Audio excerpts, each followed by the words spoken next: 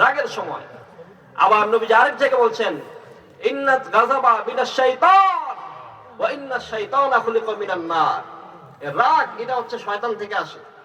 কার থেকে আসে? আর শয়তান কিসের তৈরি? আগুনের তৈরি। নবীজি বললেন, ফাইদা গাযিবা আহাদুকুম ফালিয়াতাওয়াজ্জা।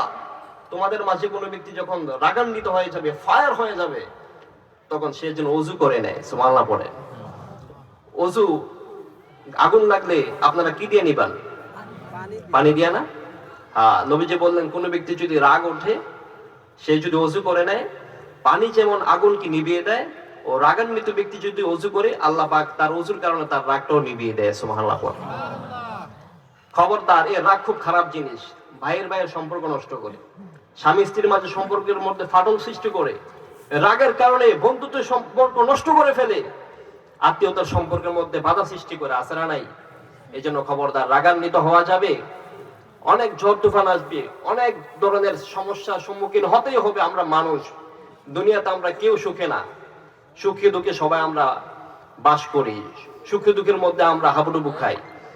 এই জন্য খবরদার, রাগ এটা আসবেই। রক্ত করা মানুষ তো আমরা, আমাদের মাঝে রাগ থাকবেই, কিন্তু রাগ এটাকে সংবরণ করতে হবে।